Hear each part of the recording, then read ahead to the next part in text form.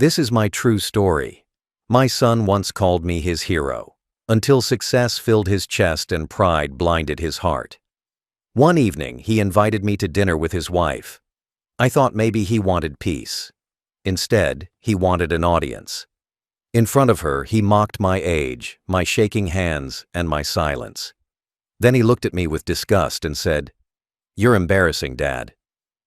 "You're disgusting," that word cut deeper than any blade. He thought shame would break me. What he didn't know was that I still had the power to ruin his life quietly.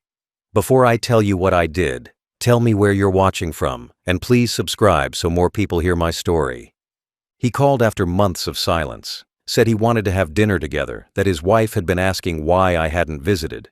I thought maybe time had softened him, maybe age had reminded him of what mattered.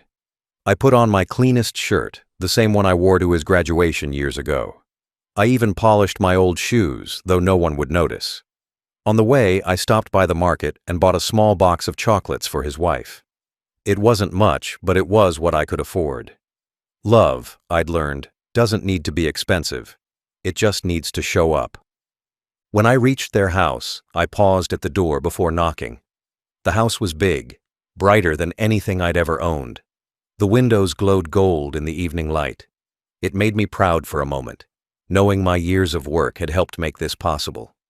He opened the door with a grin that didn't reach his eyes. His wife came behind him, all smiles and politeness.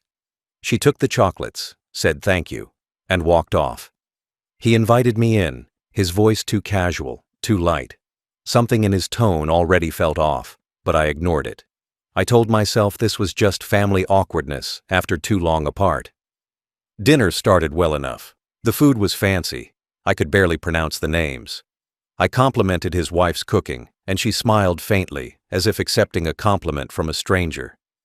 My son leaned back in his chair, arms crossed, talking mostly about himself, his promotion, his new car, the deals he was closing. I nodded, listening, because that's what fathers do. When he spoke, I saw flashes of the boy he used to be, the one who once asked me to fix his bike, the one who ran to me crying when he scraped his knees. But those flashes faded fast. Then, as I reached for a glass of water, my hand trembled slightly. The glass rattled against the table. His wife smirked. My son chuckled under his breath.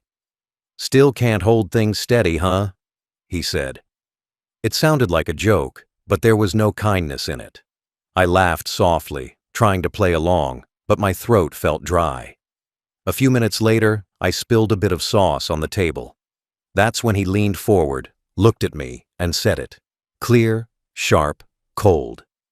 "You're disgusting, Dad." The words hit harder than I expected. His wife laughed, not the nervous kind, the cruel kind. I froze. The room suddenly felt too bright, too loud, too clean. My son kept talking, making little comments about my hands, my clothes, the way I ate. I just sat there, staring at my plate. My fork felt heavier than iron. I could hear my heartbeat in my ears. The laughter echoed like something hollow. The son I raised was gone. In his place sat a man who wanted to humiliate me. I stayed silent for the rest of the meal. I didn't argue. I didn't defend myself. When it ended, I stood up slowly, thanked them both, and walked to the door. No one stopped me. Outside, the night air felt colder than usual. I walked home alone, each step heavier than the last. Streetlights passed over me like spotlights in an empty theater. By the time I reached my small house, my hands had stopped shaking. Not because the pain was gone, but because I'd found something steadier than anger. Resolved inside, I sat at my old desk, the same one that had seen decades of bills, plans, and family letters. The shame from dinner still stung like acid, but beneath it, another feeling was beginning to form. Not rage, clarity. I looked around at the quiet room, at the photos on the wall, at the life I'd built from nothing. And then I thought of him, sitting there in his perfect house, laughing at the same hands that had built his world. He thought I was weak. He thought humiliation was power. But what he didn't know, what he could never imagine, was that I still had something he didn't. Proof.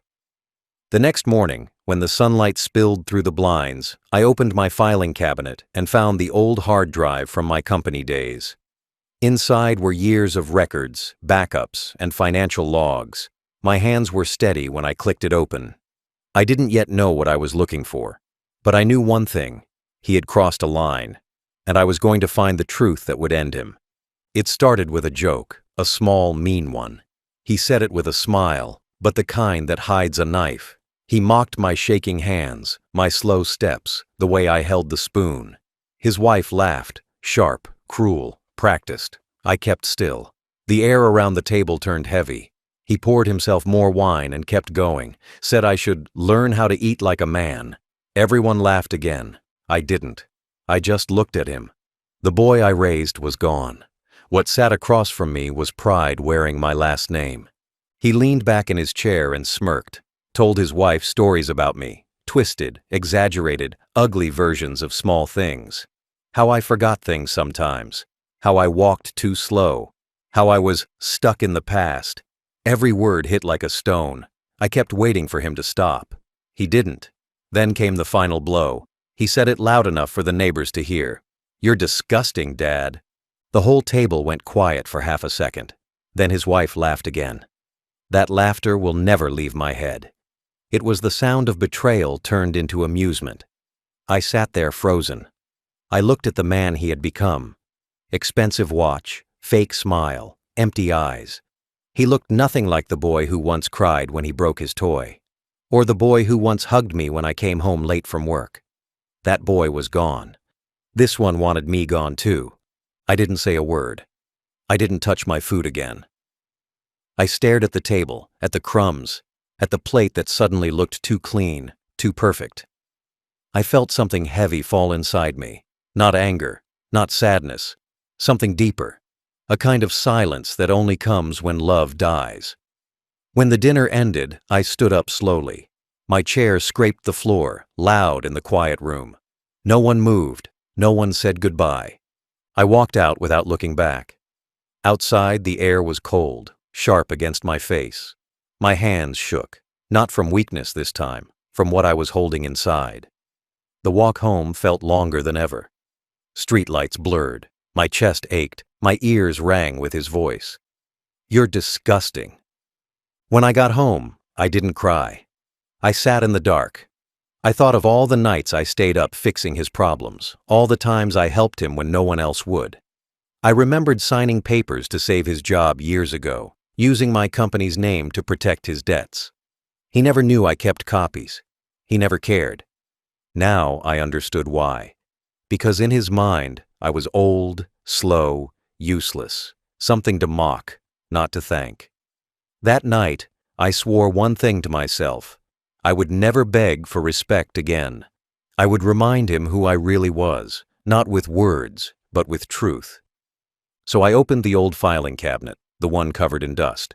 Inside were files, receipts, backups from the years I ran my business. I turned on my old computer, the one he told me to throw away. It still worked. I searched folder by folder, hour after hour. My hands didn't shake anymore. Then, finally, I found it. The folder with his name on it. Every fraudulent transaction, every misuse of company funds, every lie written in numbers. I sat there staring at the screen. My heart was steady. I knew what I had to do. I didn't sleep that night, not 1 second. I sat in the dark with the words still echoing.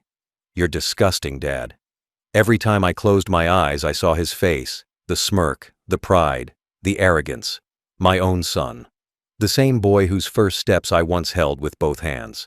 The same boy whose school fees I paid with the money meant for my medicine. That boy was gone. What was left was a man who thought mocking me made him powerful. The house was quiet, but my mind wasn't. Every corner of that room carried a memory of him. The chair where he used to do homework. The wall where his photos still hung. I looked at those pictures under the dull light and wondered where I went wrong. I raised him with honesty. I taught him that kindness is not weakness. But somewhere along the way, he learned only how to take, never how to give back. The smell of that dinner still sat in my throat. I could taste the shame. It wasn't the food that burned, it was humiliation. My hands had built his world, yet those same hands were the ones he mocked. My reflection in the window looked like a stranger.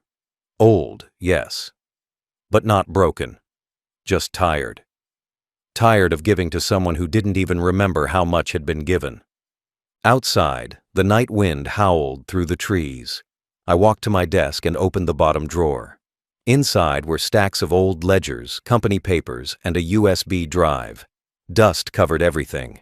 My name was on all of it, not his. I stared at that drive for a long time. My hands trembled, but not from weakness, from purpose. I thought about calling him, about giving him one last chance to say sorry. But then I remembered his wife's laughter. That sound killed any thought of mercy. Shame had turned into clarity, and clarity is dangerous when it finds the right man. At dawn, I brewed a cup of black coffee and sat by the window. The sun was coming up, red and quiet. Birds were waking, but the world around me felt still. That's when I made my decision. I wouldn't shout. I wouldn't beg. I wouldn't go back to that house and ask him to see me as a father again. I would make him see who I truly was, the man he thought he could humiliate, the man whose name still held power where he had none. I turned on my old computer again. The fan rattled like a heartbeat. I opened the files, one by one. Each document told a story, not of love, but of lies. Bank transfers, fake invoices, client names, all under his signature. He thought I'd forgotten about that company account he used years ago. He thought time had erased evidence, but I kept everything, every file, every number. The shame that burned inside me was gone. In its place came something calm, like the moment before a storm. I knew what I had to do, and I knew exactly how much it would hurt him. I looked around my house one last time before I stood. It wasn't much, peeling paint, creaking floor, cracked windows, but it was mine. Built from honest work, and I'd rather die in that small, quiet house than live another day being disrespected by the son I raised. I picked up the phone. My fingers hovered over the keypad for a long time. Not because I doubted, but because I wanted to feel that moment, to remember what it felt like to take back my dignity. Then I pressed the numbers. Not his, not anyone else's. Just one name. The man who signed my son's paychecks. The line rang once, twice, then connected. I didn't raise my voice. I didn't explain. I just said, "I'm sending you something. You should look at it." Then I clicked send. The shame was gone. The humiliation had been buried where it belonged, under the truth. The morning light crept through the curtains, pale and silent, like it was afraid to touch what I had done. I sat at my desk, staring at the computer screen that glowed with proof. Proof of every sin my son thought he'd buried. Years ago, when I handed him the company account, I trusted him to learn. Instead, he used it to cheat, to steal, to feed the same arrogance that had just humiliated me at that dinner table. I never deleted anything. I couldn't. Maybe some part of me knew this day would come, the day when truth would be my only weapon left. The folder was old, tucked deep inside a drive I hadn't opened in years. Its name was simple, Financial Backups 2014. I clicked it open. Inside were hundreds of files, invoices, statements, transfers. I didn't know what I was looking for at first, but then I saw his name, his full name, attached to files that should never have existed. He had rerouted client money, written off fake expenses, signed digital approvals under my authorization. The company's money, my money, his father's legacy, all stolen. My chest felt tight, but it wasn't pain anymore. It was something colder. Control. I clicked through every file, every folder, every lie. The trail was clean, professional, deliberate, but not invisible. The timestamp on each file was proof that he had done it. And the worst part? He had used my login, my name. The same name he had spat on last night. I sat back in my chair and took a long breath. The air in the room felt heavy. I realized what I was holding wasn't just data. It was a loaded gun, made of truth. My hands stopped trembling. My heart slowed down. For the first time in a long time, I felt steady. He thought I was too old to fight back, too gentle, too weak. He didn't know that quiet men are the ones who remember everything. We don't shout, we wait, and when we move, it's final. I opened the email draft I had started last night but never finished. Addressed it to his company's HR head. I didn't write a long message, just one sentence. These files belong to your employee, and they tell you everything you need to know. Then I attached the folder. But before I hit send, I looked around my small house again. The clock ticking slow, the old photos staring back at me. One of those photos was him at 10 years old, holding a fishing rod, grinning with 2 missing teeth. I looked at it for a long time. That boy was gone. I realized I wasn't getting revenge on a son. I was exposing a stranger who wore my son's face. I hit send. The screen blinked, and that was it. Years of betrayal left my hands in a single click. I didn't smile. I didn't feel triumph, just silence. After that, I backed everything up on a flash drive and locked it away. I didn't need to do anything more. Truth travels fast when it's clean. I knew it would reach exactly where it needed to. Outside, I heard birds beginning to sing.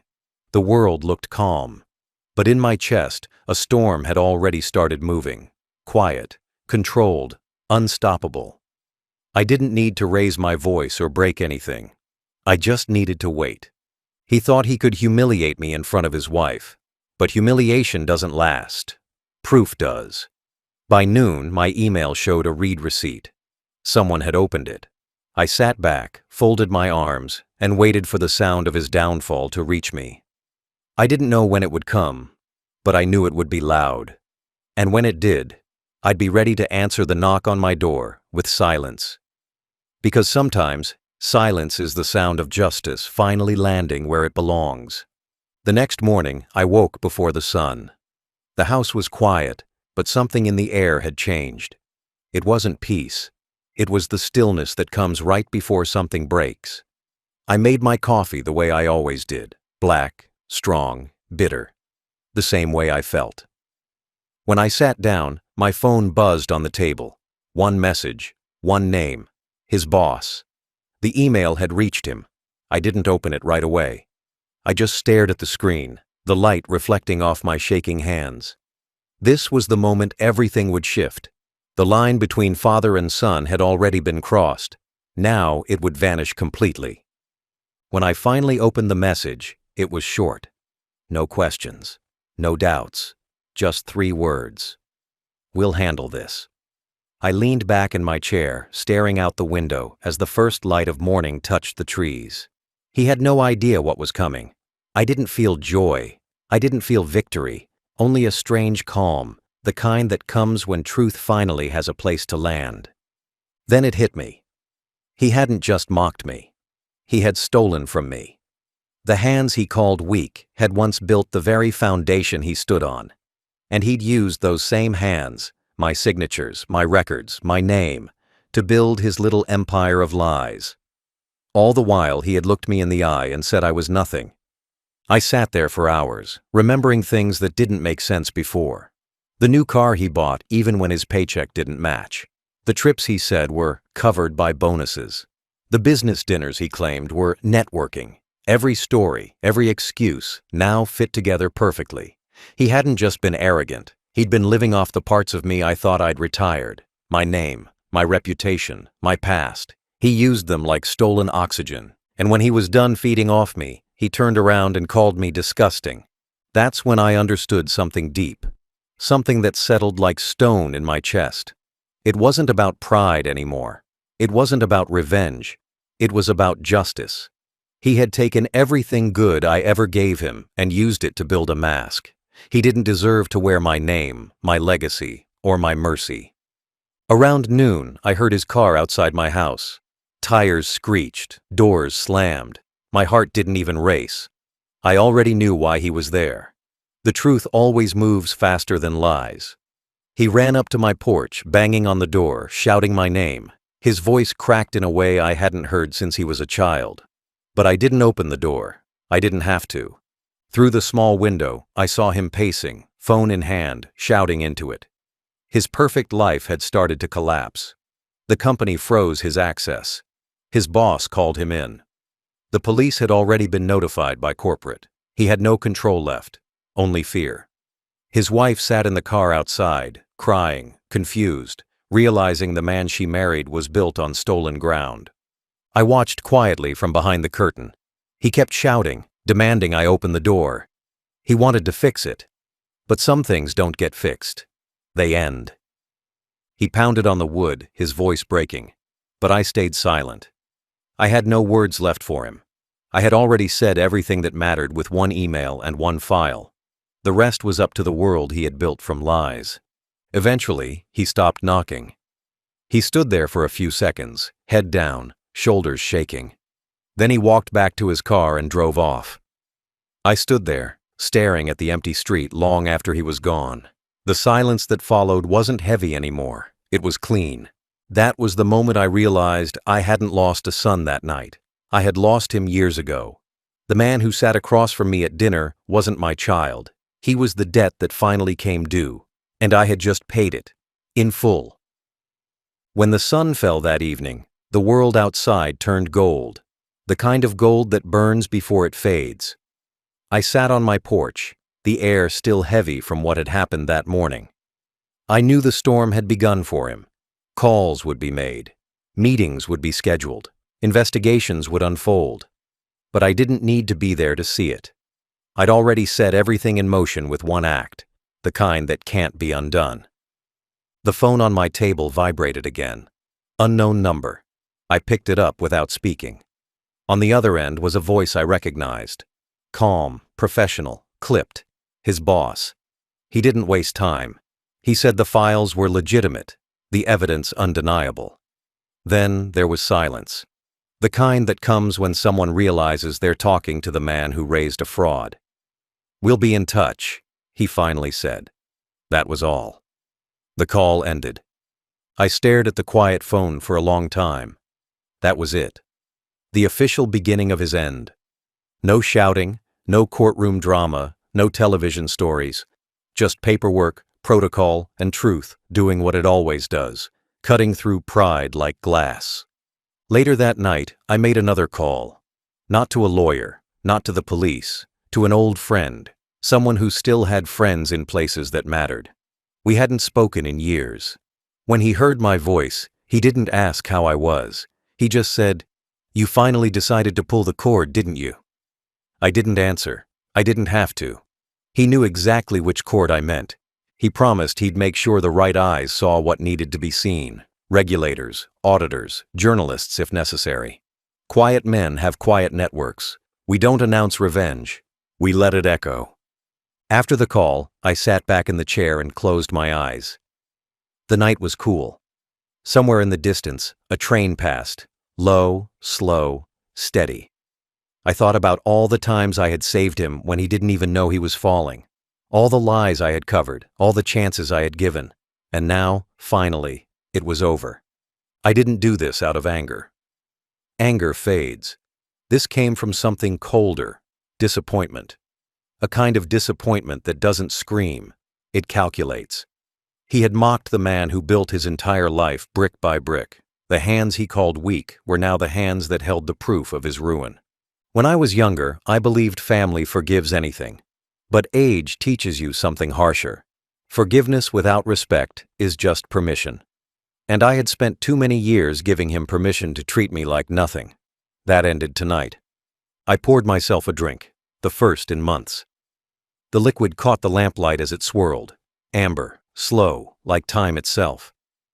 I raised the glass to no one. "Here's to truth," I whispered. Then I drank. By midnight, I knew word had reached him. I could almost picture the moment. The phone call from HR. The request for him to come in for a quick chat. The long silence as they showed him the files. His signature on every document, his name on every transfer. The look on his face when he realized it was me who exposed it. I wondered if he'd remember that dinner table, the night he called me disgusting. I wondered if he'd finally understand what the word really meant. I didn't sleep. I didn't need to. Justice doesn't need rest. It just needs patience. And I had more of that than anyone. When the sun rose again, I looked at the photo of him on my shelf, the one from his wedding day. He had his mother's smile back then. I almost pitied him. Almost. But pity is for the innocent. He wasn't that anymore. He had chosen pride over love, lies over truth, cruelty over respect. And now, he would live with every consequence of those choices. The call to justice had been made. The world was finally correcting itself. And I didn't have to lift a finger ever again. The next day arrived like a storm pretending to be sunshine. I knew before breakfast that it had begun.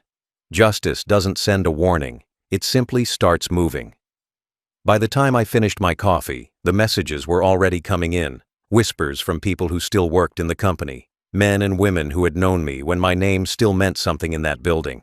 They didn't need to say much, just a few words. He's finished. At 9:17 a.m., my son walked into his office like it was any other day. Same suit, same ego, same fake smile. But the air around him was different. People stared without speaking. The walls had ears now. The HR head was waiting for him with a folder in her hands. The same folder I had once opened on my old computer, filled with his lies, his forged signatures, his betrayal. She didn't offer him coffee. She just asked him to sit. He tried to act calm. He always did. That fake confidence, that grin that used to charm everyone. It cracked fast. He started explaining before they even asked. That's the thing about guilt. It knows when it's been cornered. Every word he said only made it worse. When they showed him the documents, he went pale. When they showed him the timestamps, he stuttered. And when they mentioned my name, his father's name, he froze. By 10 a.m., security was waiting outside his office. His access card stopped working before he reached the elevator. The system he used to brag about owning had already locked him out. Everything he thought was under his control vanished within an hour. His desk cleared, his name erased from company listings, his privileges gone. Back home, I sat by the radio, listening to the sound of the day go by. Trucks outside, birds on wires, the faint ticking of the clock. It was a quiet morning everywhere, except in his world. I imagined him walking out of that building, trying to call his wife, his friends, anyone who would listen. But shame travels faster than sympathy. No one answered. By noon, the story had reached the boardroom. Words like embezzlement, forgery, unauthorized transactions floated through phone lines. My name appeared only once, in a small note that said, "Files provided by retired founder." That's all I needed. I didn't want fame, I wanted truth. He drove home in silence. I'm sure of it. The kind of silence that burns louder than noise. When he opened his front door, his wife was waiting. She already knew. News like that spreads fast in small circles. She had seen the emails, heard the rumors, maybe even received a call from someone at the office pretending to be kind while delivering poison. I imagined the scene, the arguments, the shouting, the blame. Him pacing, sweating, trying to find someone else to accuse. But there was no one left. For the first time, he couldn't manipulate the story. The evidence was too clear, too clean. He couldn't fight paper and ink. That night, his house went dark early. Neighbors said they saw him sitting on the porch with his head in his hands. The man who once called me disgusting now looked like he was choking on the same word. I didn't celebrate. Revenge isn't a party, it's a reckoning. I poured another cup of coffee, opened the window, and let the night wind in. Somewhere far away, his world was falling apart. Office by office, friendship by friendship, lie by lie. The collapse was quiet, but complete. The kind of destruction only truth can cause. And through it all, I stayed exactly where I'd always been. Calm, patient, watching the world finally show him what I already knew. No one escapes the weight of their own lies, not even a son. It happened 2 days later, late afternoon. The air was heavy, full of that strange calm that comes before someone loses everything. I heard his car long before I saw it. The engine roaring, tires scraping gravel, panic in the sound. I didn't move. I just sat on the porch with my old mug of coffee, watching the dust rise behind his headlights. When he stepped out, he looked nothing like the man who had insulted me days ago. His hair was messy, shirt untucked, face pale. His confidence, gone. His pride, drowned. He looked smaller, like the truth had carved pieces out of him. He slammed the car door and stormed toward me, waving his hands like a man on fire. His voice cracked before he reached the porch. He shouted words that stumbled over each other. Excuses, apologies, blame. I could see the sweat on his neck. He tried to say it wasn't his fault, that someone had set him up, that he didn't know how the files got out. But guilt has a sound, and his voice had it. He stood there, inches from me, waiting for me to shout back. But I didn't. I didn't give him that mercy. I just looked at him. The same way I looked at him when he took his first step as a child, when he graduated, when he once called me Dad with pride. But this time, my eyes were empty. He tried to meet my stare, but couldn't. He looked down at his shoes, then back up, desperate. Dad, he finally said. But the word meant nothing now. It sounded borrowed, foreign. Behind him, his wife sat in the car, eyes red, staring at the dashboard. She didn't move. She already knew it was over. Everything they had, the cars, the house, the job, the comfort, all of it had turned to dust in 1 week. She wasn't crying for me or even for him. She was crying for the life that had collapsed before her eyes. He kept talking, his voice breaking. He asked me why I did it, why I'd ruined his life. I wanted to laugh. Ruined his life? He had done that long before I ever touched a file. I didn't say it. I didn't need to. My silence said more than any words could. He started pacing, running his hands through his hair, muttering that he could fix it, that he just needed time. But you can't fix rot. You can't patch up something that never had honesty in it to begin with. Finally, I stood up. Slow, steady, deliberate. The creak of the porch boards made him flinch. I stepped closer until we were face to face. I could see the fear in his eyes now, not of me, but of the truth. He realized he was standing in front of the man who had built his life and then quietly taken it back. I didn't raise my voice. I didn't curse. I just said, "You called me disgusting." He froze. His lips parted, but no words came. I let the silence do the rest. Then I turned around and went back inside. I closed the door gently, not in anger, but in finality. Through the thin wooden frame, I could still hear him. He shouted my name once, twice, then nothing. After a few minutes, the car door slammed again. The engine started. The sound faded into the distance until all that was left was quiet. I stood by the window and watched the dust settle on the empty road. My reflection stared back. Older, colder, free. He had wanted me to feel shame that night at dinner. Now he carried all of it alone. The man who once mocked my trembling hands had just seen what they were capable of when steady. He came to accuse me. He left knowing exactly what I had become, justice in its quietest form. The days that followed were quiet, almost too quiet. The kind of silence that feels earned. No phone calls, no visitors, no apologies. Just peace, thick and heavy, sitting in the corners of my small house. The news about him spread faster than wind. The company issued a statement about financial misconduct. His name was removed from every file, every project, every memory that used to belong to him. They erased him clean, like he had never existed there. I didn't read the articles. I didn't need to. I already knew how the story ended. The world has a way of punishing those who think they're untouchable. He learned that lesson too late. His arrogance had been louder than his morals, and now it had finally gone silent. At night, I would sit on the porch, listening to the insects hum and the old wooden boards creak under the weight of time. The same porch where he had stood shouting just days ago. I could still see the faint marks his shoes left on the floor, small reminders of a storm that had passed.